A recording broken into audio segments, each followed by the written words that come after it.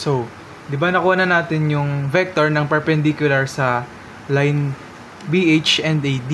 So, ito na yung vector na yon. Pero,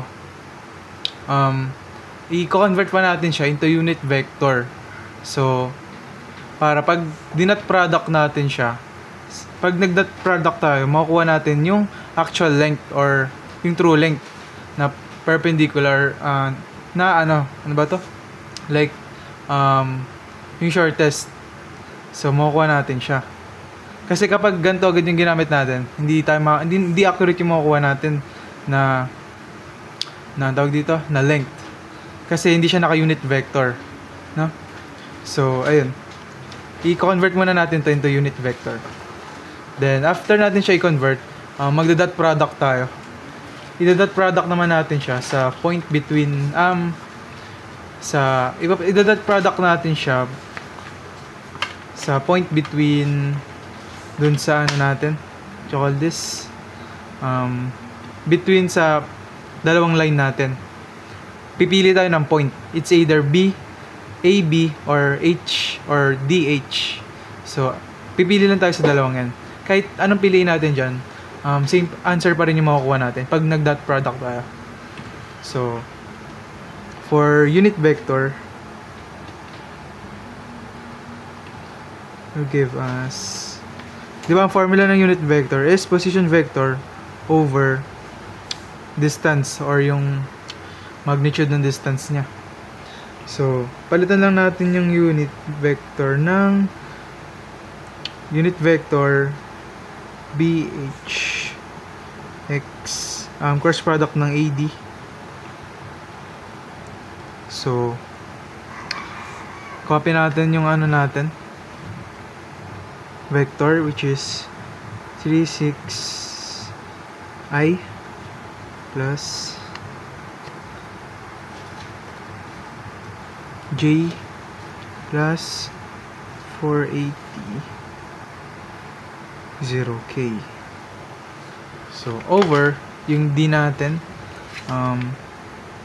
i-square root lang natin yung sum of squares.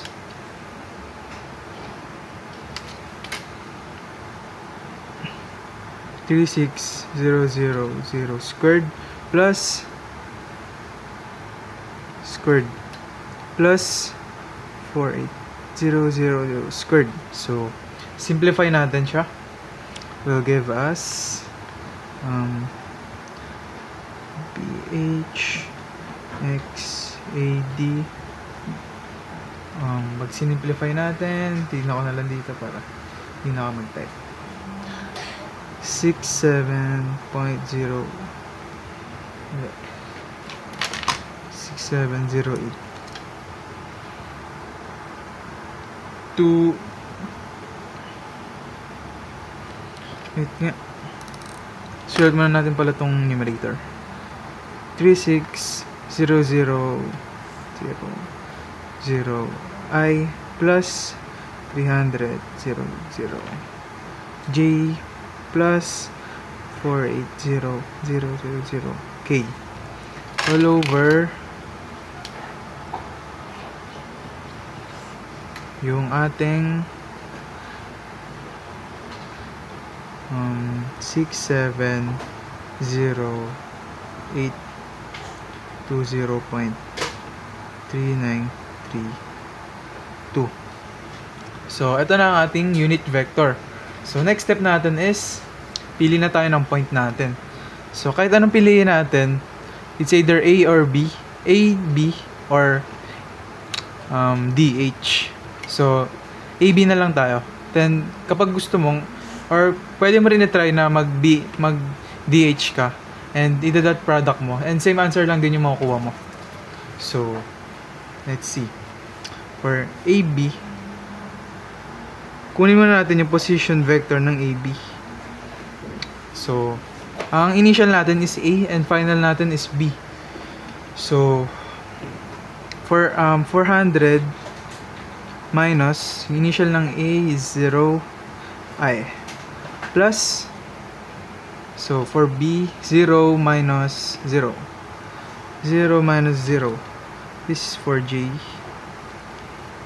Plus, for K naman, ano to? 600 minus 600. Okay.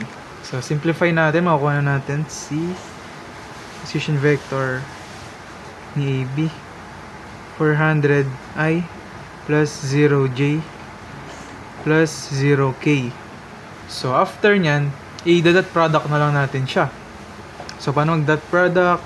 I-dot product natin to, unit vector natin dito. So, AB.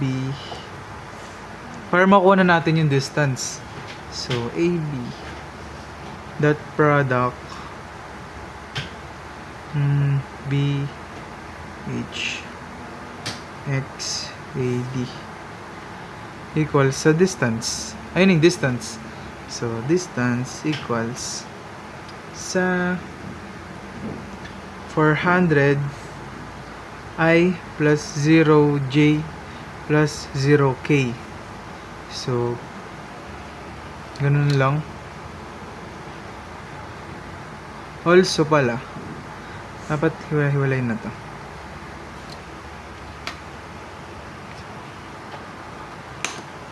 Pero di rin mag-matter kasi mag-zero naman sila. Pero okay lang din. Kasi kapag isa-solve mo siya gamit yung from D to H, hindi sila mag-zero eh. So, dapat mo pa rin siya i-type. So,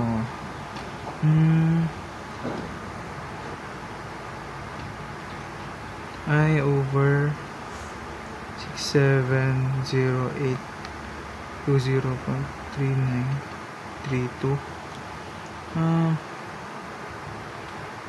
00i. Ayan, same lang din dito. Same lang din dyan. 48k. So, ayun. Kapag magdadot product pala, ganito lang siya. Yung I, i-multiply mo lang siya sa I dito. So, tapos yung J naman, i-multiply mo lang siya dito. Sa may J din. Then yung K, i-multiply mo lang siya dito sa may K. So, parang magiging ganito. Yan. Kapag, parang i-distribute mo lang sila each para, yan. So, pag nag-dot product tayo, 0 na to, 0 na to.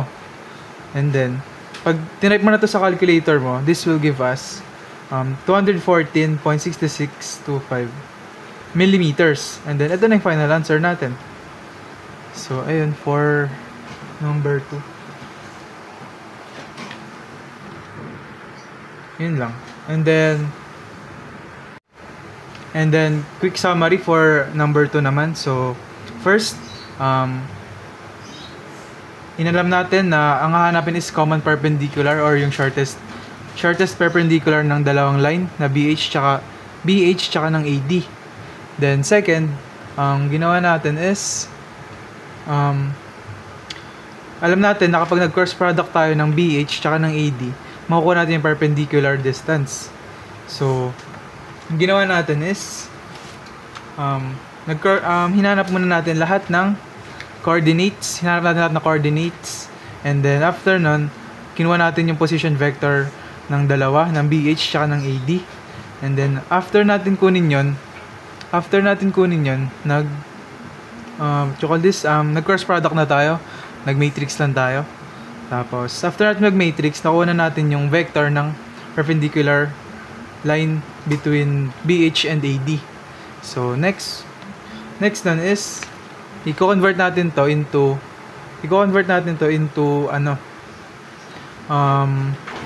unit vector. So, after natin i-convert into unit vector, magiging ganito na siya. Ito na siya yung unit vector. So, after nyan, kumuha tayo ng point dito. It's either A to B or D to H, no? Tapos, i-dot product natin siya sa unit vector natin. So, ayun na yun. Ito yun, yung A to D. Hindi pala kita. A to D, tas ito, is yung ating unit vector. And then after nyan is dot product. After that product is makukuha na natin yung ating shortest distance. That's it for number 2.